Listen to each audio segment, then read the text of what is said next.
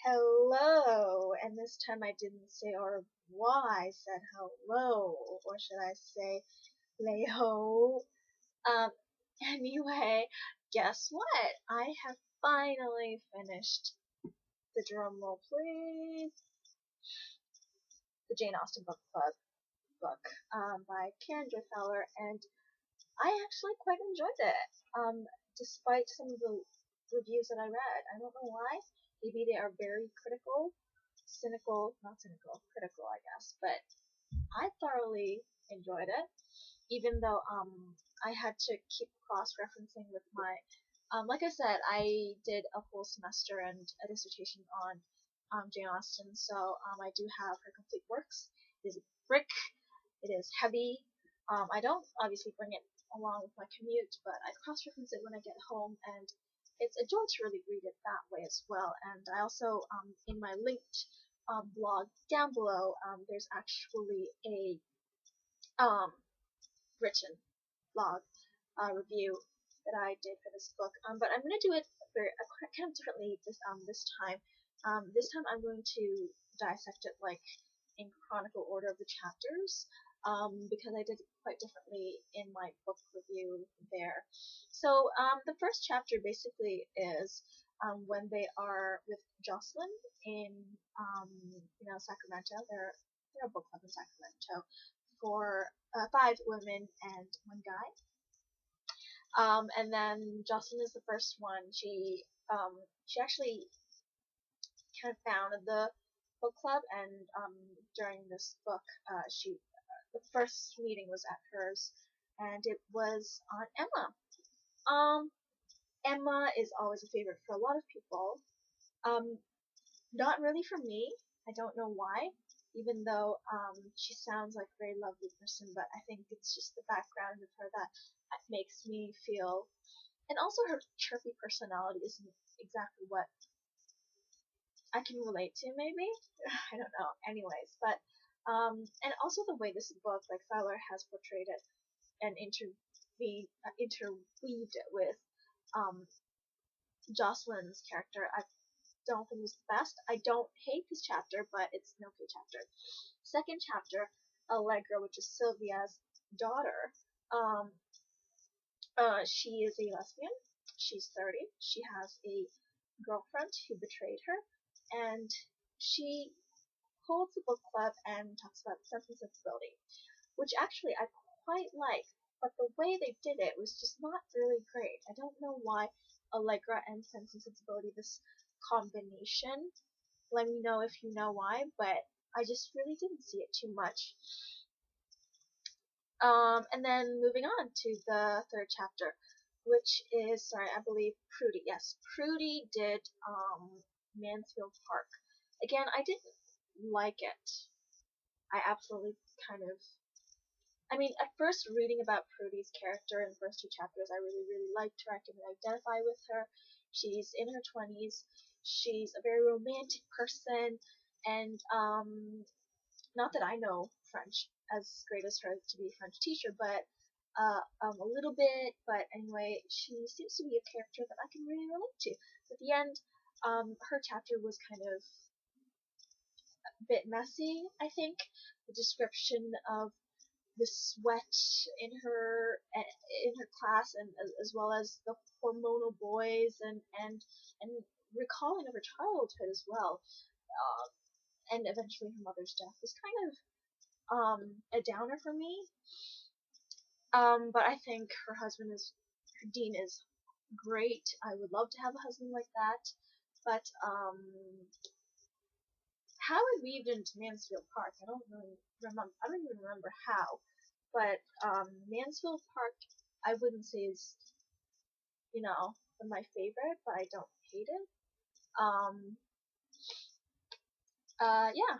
So then, finally, moving on to some of the chapters that I do like. Greg, the only guy in this book, other than the, Daniel, boyfriends, husbands, whatever. Greg, part of the book club, and held his book club on Northanger Abbey, I think was very, very well done, because it's very subtle that it's it's a book about genre, and that chapter was about genres as well because Greg is actually a very big sci-fi fan.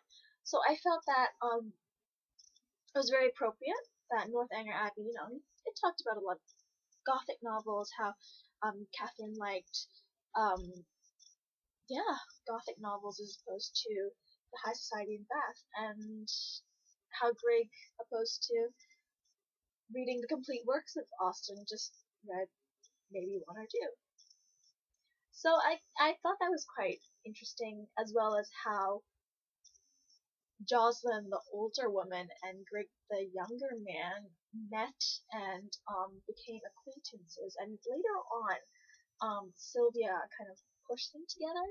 But I'll let you figure out whether it ends like that or not. But interesting part. Moving on to the what chapter now? Fifth, sixth? Is it the last? Did I miss anything? No, I missed fifth. Yes, because I didn't really like Bernadette's um, fifth chapter on Pride and Prejudice. Pride and Prejudice is supposed to be a classic favorite of Austen fans, but um, I don't know. Bernadette's stories were not interesting. It didn't relate to Pride and Prejudice in any way, I felt, and it just wasn't enticing. And it's like, I don't know, she got married so many times for so many different reasons, and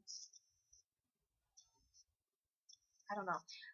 I am going to talk a lot about the last chapter, Persuasion, read in Sylvia's house.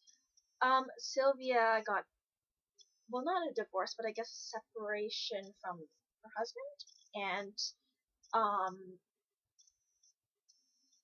it kind of obviously gives, the second chance about Persuasion, but also it ties in with Allegra's fall, which kind of alludes to Louisa's fall, and there were scenes, at the beach, at the seaside, which was subtly and beautifully well tied into the story. And I also felt that the letter that Daniel wrote very much reminisced and resonated the Wentworth letter, which is very, very romantic. I really felt it was really romantic. And if anyone wrote me a letter that kind of resembled that, like 1% of it, I would fall head over heels in love with that person. But we're living in the 21st century. Anyway, that goes to 8 minutes. Is that? Yeah. So I'm going to try to wrap up. I loved this book. I actually did. I don't know why people don't like it. Maybe they just don't like Austen, or they were very critical when they read it, I guess. And it were mostly the men who didn't like it, but I thoroughly enjoyed it. My next book will be, as I said, Alice Munro's Dear Life. And I will shortly after this do the Long Ado lyrics singing that I wrote called Love at First Read. It's very emotional for me. I wrote it in January, I think, within one day, and I was meaning to sing it, but I tried recording it and the setting was not good in terms of light and sound, so I guess I have to do it again. And now that I have the time and the good voice, I will try it. And I'm now on 9 minutes. So, yeah, and by the way, I think you have noticed, the twinkle lights are gone and pictures are gone. I'm really packing up for Waterloo. But yeah, that's the book review, the updates, and what to see very soon. Oh, by the way, do you like my outfit? There is a Instagram picture at the day if you want to see it. And that's 9 minutes 30. 1, 2, 3, 4. You don't need me to count. Okay. Hanggang sa bye bye.